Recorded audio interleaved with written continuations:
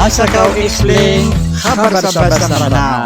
Tehran reject Project Freedom. Kata, mana niya na diapay kon agyang kaya Iran, agyang kaya in-announce si Trump, pitiro yan na Project Freedom. Mana niya na pengiskortan yang onsukuan mga barko. At kata po kaukit sira na rin na. Iran reject Project Freedom. Iran strongly reject US President Donald Trump newly announced naval initiative known as Project Freedom, warning that any American involvement in the managing transit through the Strait of Hormuz would constitute a violation of the current ceasefire framework. Peter, wag yang kayamanan yan na Iran.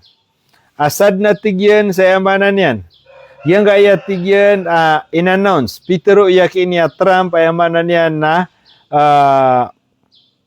Project Freedom. Amanan niya na project ko ni Trump na amanan niya na pamana freedom.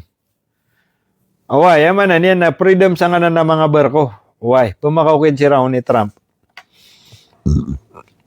Amanan niya na inisimbago na gyang Iran newly announced naval initiative known as Project Freedom. Warning, na bersiran in warning ya Iran. Warning that any American involvement in managing transit through the Strait of Hormuz. Sad na tigyan.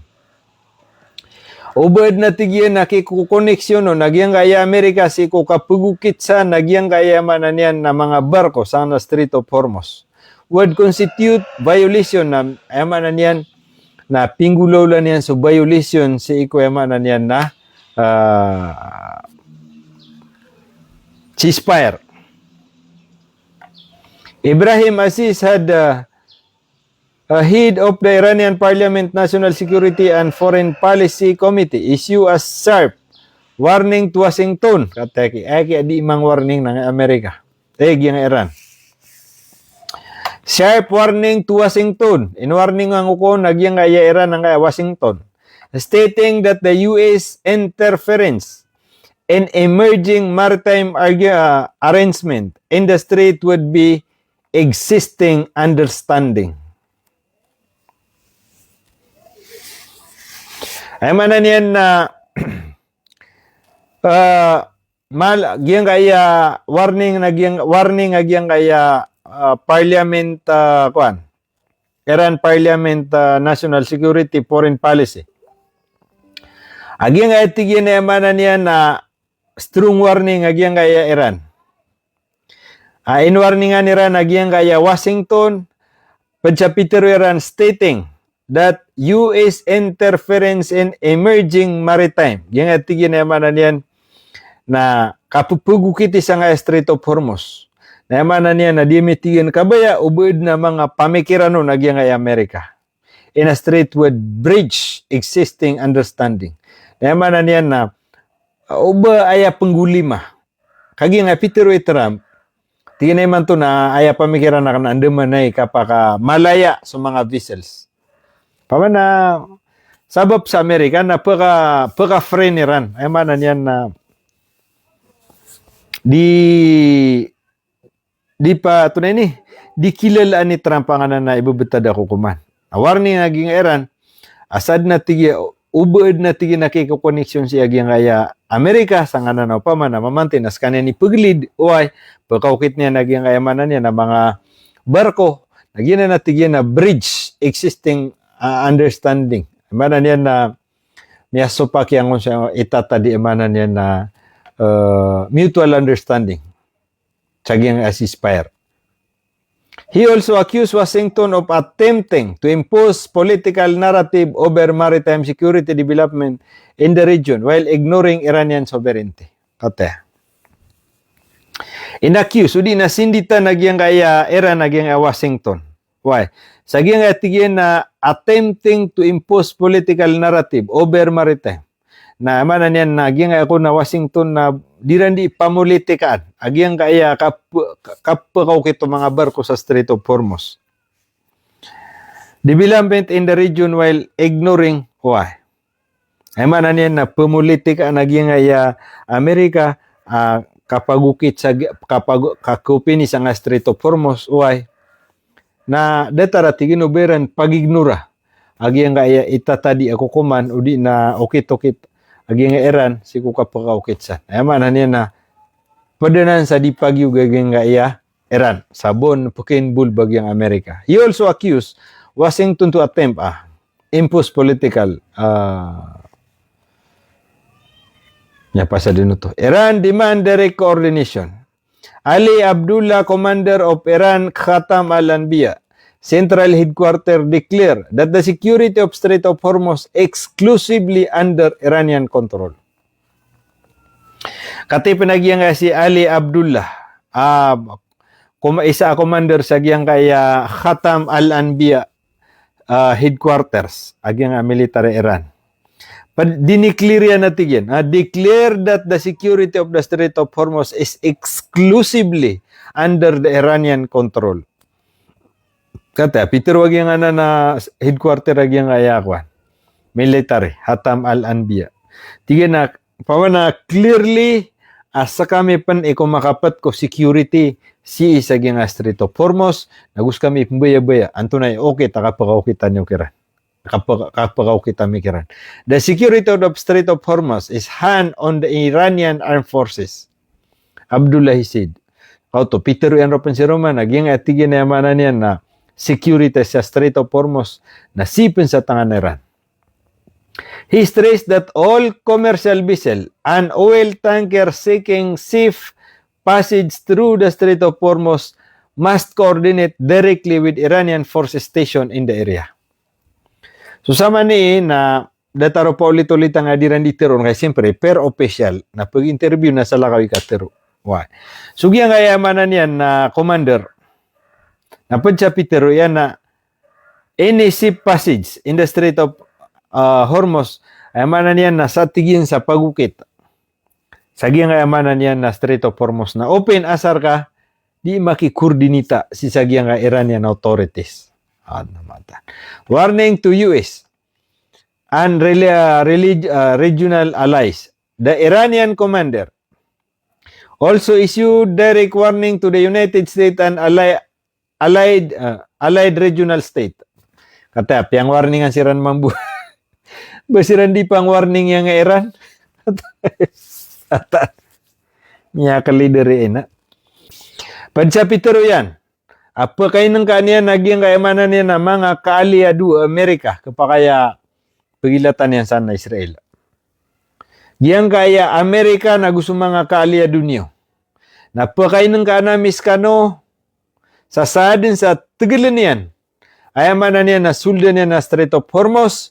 Ayamanan niya na wood fish attack na mata na katapangan niya natin so kapag ataka meron. He said any foreign military forces attempting to interrupt ako to. Napadsa natigyan na saan natigyan sa military forces. Tigil niya nakapaukit yan. Nayamanan niya na timba ka namin pa. He further warned Washington regional allies against supporting American operation in the Gulf. Napadsa piya kayo ng kayan, nagiyang kaya kaaliado Amerika si sagiyang kaya Middle East. Aggression and their allies must understand that a steadfast and courageous nation and armed forces have proven that they will respond very harshly to any aggression, he said. Mata na piyakan sakitan sira na nga commander. Ay manan yan na pupakain ka namin at ginaging mga aliado Amerika si sagyang Middle East. Ay manan yan na katatapangan tanwa tigyan agyang kaya manan yan na Iran. Sigo din yan di ka tidawa. According to Abdullah, any renew US military escalation. Ko. Basira na repi ang warning yang Iran na. Miya kalidag ini. According to Abdullah, any renew US military escalation would destabilize the region further and place maritime traffic at greater risk. Nakatay sumapasang. Ayaw man na niyan na ubod na tigin, akapasiruman mamumba, maminasa, manimbak, Yakin niya Trump sagyang nga Iran na gusto mga aliado niyan. Na sigurado na tigin na destabilize the region. Udi na uban yan na destabilize Udi na ngulo Agi nga emanan yan na mana Middle East. The region further please maritime traffic. Agi nga tigin na emanan yan na Strait of Hormuz maritime traffic na emanan yan na kebinasa. Did na bon pagkaukit. Trump announced Project Freedom late Saturday describing it as a humanitarian naval initiative aimed to assisting foreign vessels stranded in the Strait of Hormuz amid regional tension. Padati, giyang atigi na mga ayamanan yan na mga warning ng Iran na sabo pa din sa ito ki-announce ni Trump. Isa ko Sabto. Kagabi na ko Sabto. Peter yan na pag-assistan yan. Pag-escortan yan. Agi nga mga nabal matatrapsan. Actually na, gina mga nabalsan na dumadag ka siransan. Disiran disipat. Paniyaw siran sa gusig na lubusiran. Naya pupakito ko ni Trump na basiran sa naman niya kukornira. Di, adna freedom of kuaniran. Maritime sadya suuniran san. Asar ka di siran sul sa Strait of Hormuz. O basiran man sul na yaman niya na siran na pakisinabuta. In the Truth Social post, Trump claimed multiple countries had requested U.S. help in freeing ship unable to safely transit the strategic waterway. Ay ako nasaba pag iyang kaya ki-announce si Trump, sa iyang kaya Project Freedom. Udi nagyang kana na kapakaw kita sa nga mga barko sa Strait of Hormuz. Nasaba pa natigin sa iyang kaya madakal, madakal natigyan petawagarakan. Ayamanan yan na ano man ka freeing ship unable to safely transit the strategic waterway. Madakal natigyan sa country petawagarakan pendulun rakan sa ayamanan yan na ando man niya ikapakaukit sa free aging ayamanan yan na lang na pukit siya na nabal. He said the operation would begin Monday morning. Ana, ito na. Ay, di ba balita? How to? Ito sa niya supitiruakan. Katew, inannounce si Trump, mandi tigin na puna ng kapangiskorte sa kapangiskorte sa mga barko. Nakatatan. Kagi na te pa nga pure, te pa nga ni sige Trump. Kauto, tenimba ka nga mga Iran. Kauto, miya kaputo si Iran. Lumilikod si Iran sa 5. Allahu Akbar. At ang nung giyabati he said operation would begin Monday. Kata, Peter ko ni Trump na pupunan. Agi ang kaya kapag iskorte niyan sa mga nabal. Amay kay Isnin. West Asian time, the world focused on assisting vessel belonging to countries not involved in the conflict. Eman na niya na pagugupan na tigyan ni kapaka leo na kapakasold. Udi na kapakasagad. Kapakasold. Agi nga mga barko na ba involved sa kaya conflict katidawa. Napagugupan ko ni Trump akapasul din. Nakatatan. Miyangon ako na ro si barko ni Trump. Nakatatin nimba kang uta Amerika. Dabu makarespan sa Amerika.